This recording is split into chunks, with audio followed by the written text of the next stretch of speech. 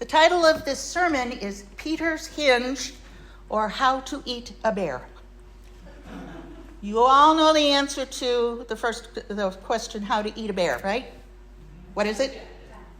One bite at a time. You are also familiar with a hinge as a piece of hardware supporting something like a door. It is a pivotal point upon which anything depends for its effects or course.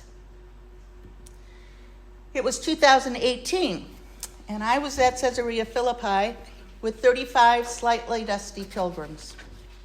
We were seated on a convenient wall, contemplating a stream of water which fed into the Jordan River.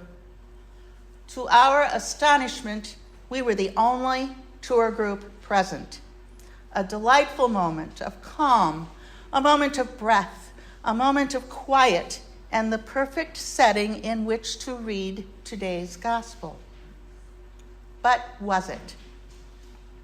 What was this place like for Jesus, Peter, and the disciples?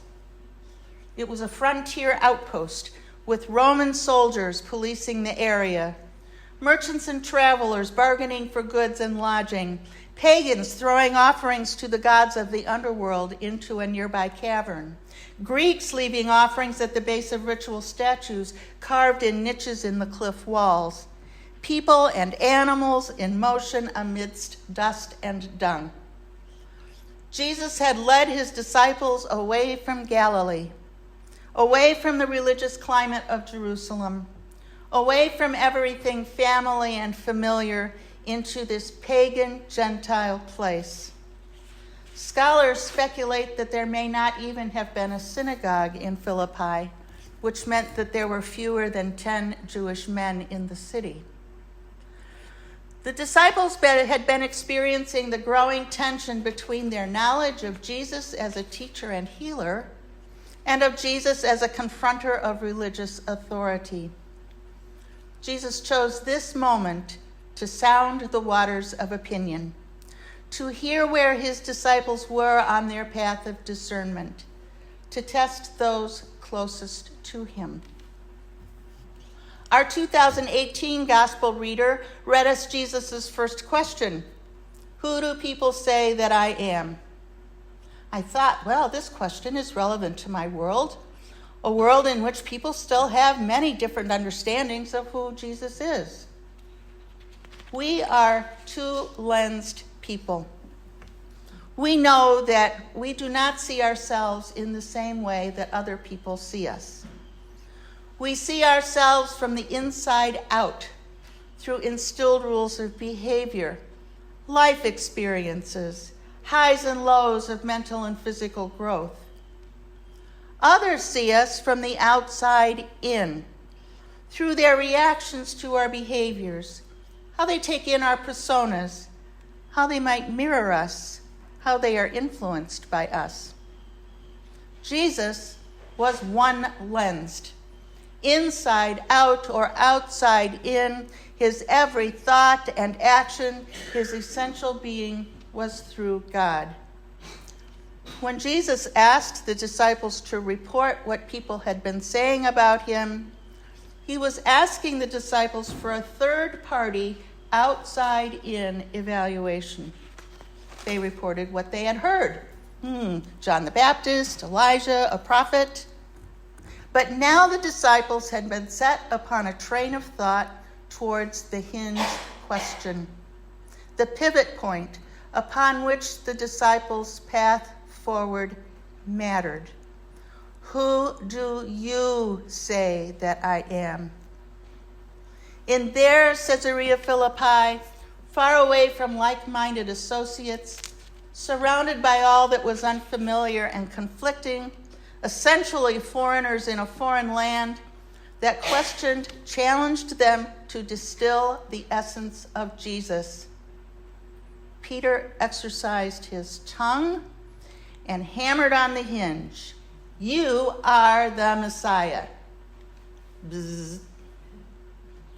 Jesus knew that Peter's understanding of Messiah was of earthly things, of a Messiah who would establish God's rule with power and authority, who would bring his followers glory and reward.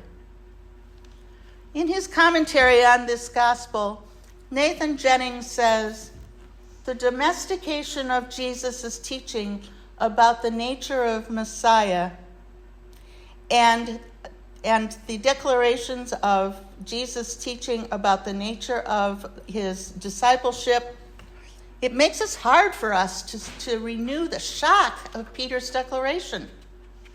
After all, we have lived through Jesus' suffering, rejection, death, resurrection, and ascension. Peter responded as we all do when we are challenged on a personal belief, but wait. Jesus called the crowds and he said to them, if any want to become my followers, let them deny themselves and take up their cross and follow me. For those who want to save their life will lose it. And those who lose their life for my sake and for the sake of the gospel will save it.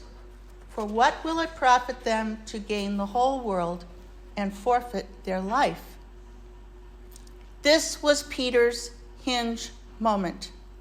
The moment when Peter could have said, nope, impossible, cannot do it, it's not for me.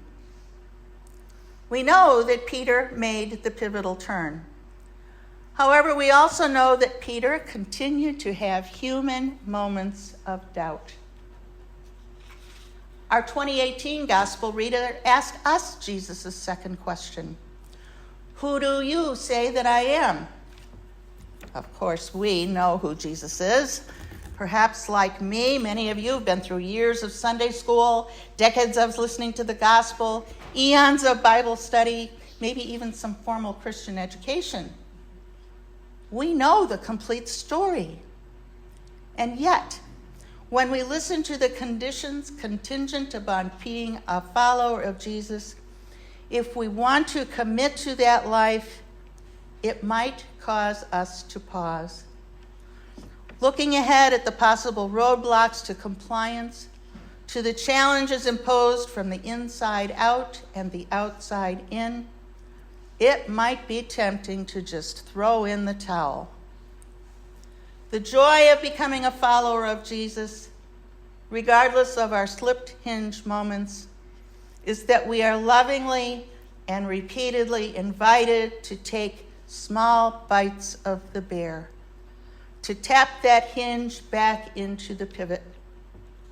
I like to imagine that across the years, in the midst of Caesarea Philippi and in the complex fabric of our modern lives, Jesus may have asked a third question.